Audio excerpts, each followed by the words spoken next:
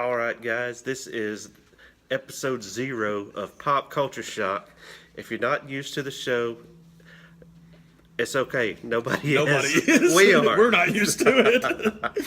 I'm Jared, by the way, I'm Josh. How y'all doing, man? a.k.a. White J, a.k.a. the boy on that ooh-wee.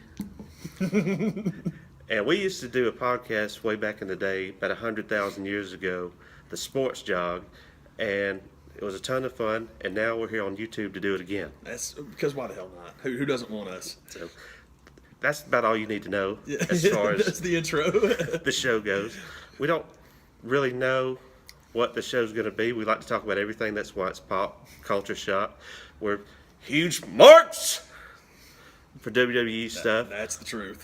We're getting over a high today of our Falcons being in the Super Bowl. You might hear some stuff about that. Sports, pop culture, any reference is up and available. Rock and roll movies. It's just we really don't know where we're going, but we'll all get there together, man. Cool. Man, the 2016 phenomenon of popular things going away through to the hereafter and beyond, other things that are still going on. Did you hear about freaking Ringling Brothers circus? I did hear that. No more circuses for youngins, man. That's a weird thing, because I know for the reasons they're doing it, I'm supposed to feel good about it, but part of me feels kind of like, I want those people and animals to dance for my amusement. And I want people in the future, little kids, to be able to see it, and they're not going to be able to. That's going to be the universe soul circuses and ghetto circuses going around the country still, but it's not going to be the same. And there's the Cirque du Soleils of the world, but that's not the same. It's not Ringling Brothers. Yeah, the Cirque du Soleil thing is cool as far as the performance aspect. That's neat because human performers in circuses, at least that still has an avenue. It's got a place to go. I'm with you. I'm really weird about it, man, because I loved going to the circus when I was a kid. I love going to zoos. I like that kind of stuff. But then every time somebody starts talking about, there's the ethical and moral stuff about animals, I'm like, there's no way I can argue with that. You know what I'm saying? It's weird because I guess it's just one of those things where you make the decision for yourself, and that's totally cool. I guess my thing is, I don't know. I'm gonna miss it. I just feel weird about it. I don't really have a determined. I'm not like determined what I feel. It's weird.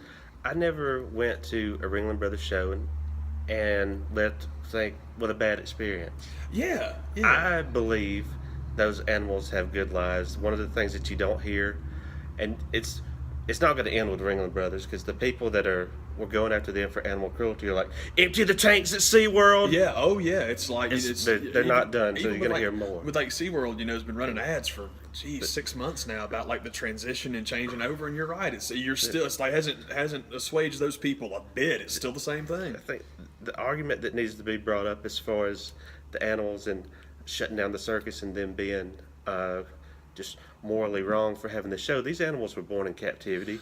They would not survive a day in the wild, and they have good lives. That's very interesting. That was a conversation my buddy Daniel and I were having. My buddy Daniel's a Baton Rouge kid, huge LSU fan, and we were discussing Mike the Tiger, and that was what I was saying about that. Is it's a captivity tiger. It's not like turning that sucker loose is doing it any favors. This isn't Cecil the lion that got took down. Yeah, and we're saving all of them. It's never going to happen again. That's still going to go on. It's different. Yeah, it's a weird thing, man. Because people that get really upset about it. I mean, it's really hard to have an emotional attachment to any animal, and then not understand people that extend it onward. I don't know. I don't want to be a jerk about it. I don't think anybody's wrong. It's just anybody wants to make a case one way or the other, I'll listen to you, because we either may disagree or you might know something I don't. But I don't know.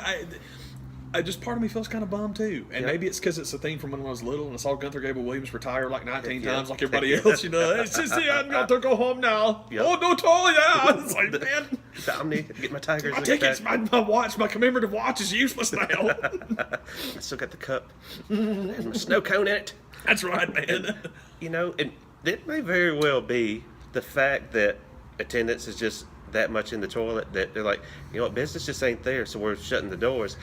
And it just makes you think, if a business that's been around 150 some odd years, going on 160, nothing lasts forever.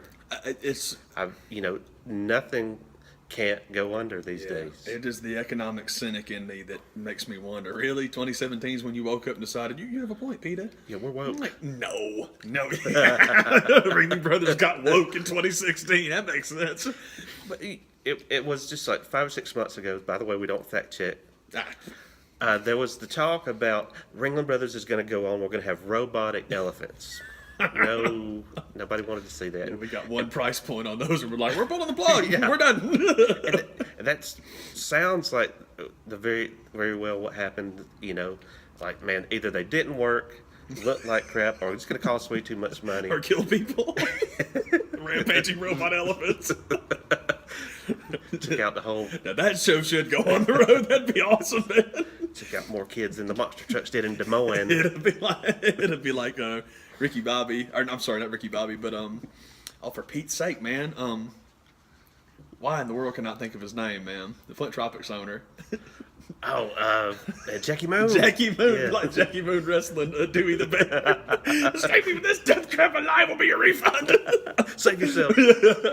So, no more Ringling Brothers, and people have always had that's everybody's favorite argument. Even in waiting in line during Access when you're at Mania, like, well, this whole company's going to go under in just a few years. Oh yeah, Vince is absolutely When Ringling Brothers and Barnum and Bailey does it, like, well, maybe these guys were onto something. seriously, man. But- Vince is on the verge of bankruptcy. Yeah, since WrestleMania. He had to finance it himself. You're talking about WrestleMania, right? No, the last one. He bet the whole house on it. Like, come on, y'all. Talking about a company called Ringling Brothers going out of business and anything can go under, and right up the street the Crockers are like, yeah, we know. I must tell you about it. We tell you all about it, stupid Desert Rhodes wanting to go to Dang Dong, Texas on a private jet. We're out of business now, dang it. So, it just stinks that, there's a lot of kids that aren't going to be able to see that. But What's a circus? who's to say, that there won't be some type of faction of the Ringling Brothers that, the trapeze and the contortionist people get to go, we still got a show. Yeah, that's... We are going to hit up the county fairs and build this thing back up. And without the animals, it's going to be hard. But if we have to do some freak stuff, we'll do some freak stuff. The show's coming back. It's fine. Yeah, that's my thing with mentioning Cirque. I'm like, the performance. You're right. I think there's still an avenue for that. So cool. If you just want to ditch the animals, okay, that's cool. Everybody's happy then. Those clowns weren't funny anyway. No, they're not. You know what? Clowns being destroyed by robot elephants. That That's is a show. Ringling Brothers That's a show. 2020. It's coming, man. Man, my other passing that I had, it's been a few days ago now, but it's Still sucks. the first show, so we had to bring it up. Man, my dude, Miguel Ferrer, passed away 60, 61. I think he was 61. I think you're right. Had the cancer, and man, but it's a big bucket of win. That's a good run. And when you look at that dude's life and some of the, if you don't know the guy, Google him. It's worth a look. He was a popular actor that passed away. No. I was just going to say, he's one of those cats that when you see the image, you'll know him, whether you know the name or not. Yep. Oh, that guy. Yeah, You're yeah. exactly right. So, man, one of the quintessential movies of my childhood he was in. He played Bob Morton in RoboCop. He sure did. Man, the movie RoboCop is one of those that really did a disservice to little kids like me. Oh, God. It being advertised being something it was not. For real, man. Honest. RoboCop, they're going to make a cartoon about him. He's going to be a superhero. What are they doing? Dude. I did not really understand what rated R versus hard R versus almost NC-17 was. And that was the show that... RoboCop would be straight NC-17 if it came out now. Oh, absolutely, just for the hand alone. And I talked my aunt into taking... Con my aunt taking me. It was in the days when, I couldn't get her to take me to the actual theater to see it. But it was in those days when you had to wait, it was about 6 to 8 months for the DVD or back in the VHS to come out. Video City, baby.